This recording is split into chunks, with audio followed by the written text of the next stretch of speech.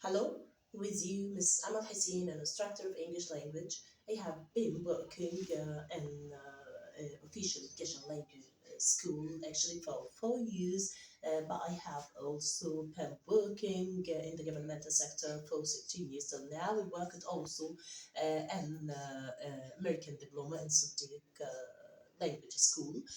Today I'm going to explain the past simple tense, starting with what is the past simple tense. The past simple tense is the second conjunction of the verb with adding d, ed, or ied to the verb in the regular form. For example, play. Here play ends with y, and the y is preceded by a vowel letter.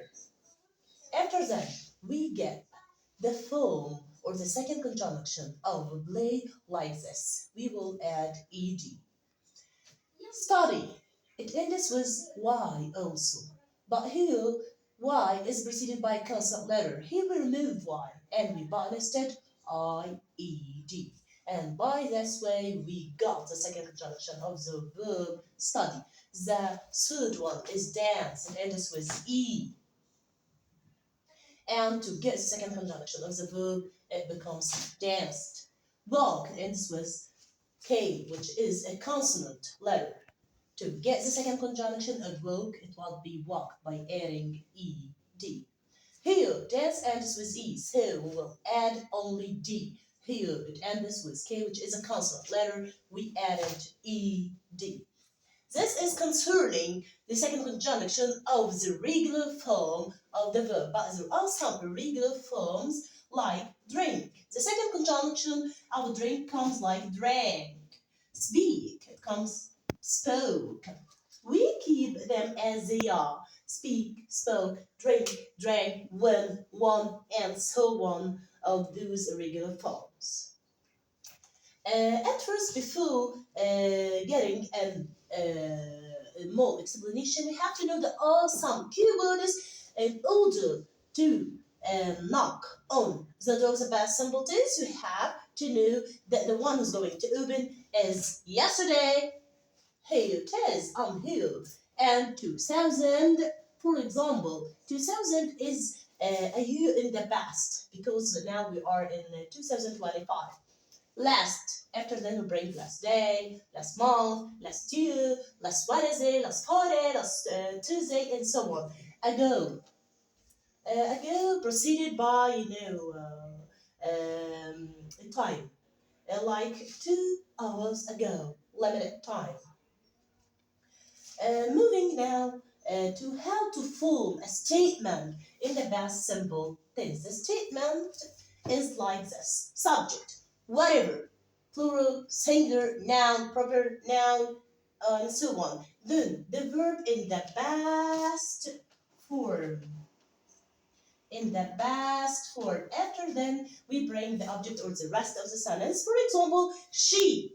Here is she, singular subject, played football yesterday. We can say also, and we will not change anything, like they played football yesterday. Here we didn't change anything. This is a singular subject. This is a plural one. We didn't change anything from the form or the regular form of the sentence in the past simple tense. Also, let's put, for example, Ahmad. Ahmad played football yesterday. Here is also, we removed she and they, and we bought and exchanged Ahmad. And the same form of the sentence as it was, nothing changed. Ahmad played football yesterday. Now moving to the negative sentence or the negative part in the past simple tense. For example, at first we have to know the original rules. The original rule, like the subject, then then the imperative, and then the rest of the sentence. For example, the subject would be they, he, she, it, we, you, Ahmed and Ali, Suha and Hoda, whatever. any subject, any noun, any proper noun, whether it's a singular or plural. They didn't drink milk. To get the negative form of the sentence, we bring didn't before the form of the verb in the past simple tense, and then we will get the infinitive form after didn't. Like what? They didn't, then the infinitive form, then the rest of the sentence. Another example like Ahmed didn't play. This is the regular form of play football yesterday. Here, nothing changed in the sentence except the form here in the past, but in the negative statement or the negative part becomes didn't play. We removed ed and but instead didn't in front of the infinitive verb and after, immediately after the subject. Moving to the interrogative form of the sentence in the past simple tense. Interrogative, we have two divisions. The first one is yes or no question, and here that question starts with the auxiliary verb, which is dead. Here, dead is auxiliary verb in the past simple tense. For example, dead after then the subject, then the infinitive form of the verb after then the rest of the sentence. Here it is they didn't. Here it is dead they. After then drank, here drank.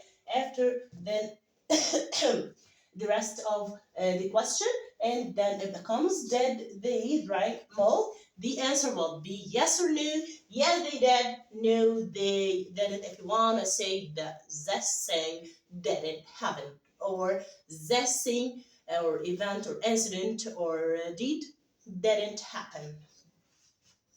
Now, moving to formal WH question in the past simple tense, and by getting that form, we're about to ask a complete question, which is answer what be a complete answer, but in the past simple tense. For example, you have to know that WH question like what, where, why, and so on. How to get that form?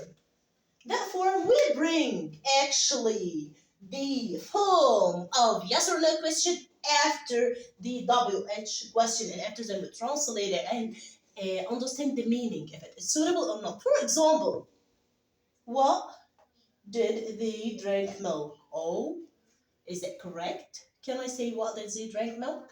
No, no, wrong. It is what did they drink? This is regular meaning. This is the regional meaning of the proper question with what? What did they drink? And here comes the answer. It would be they drank milk.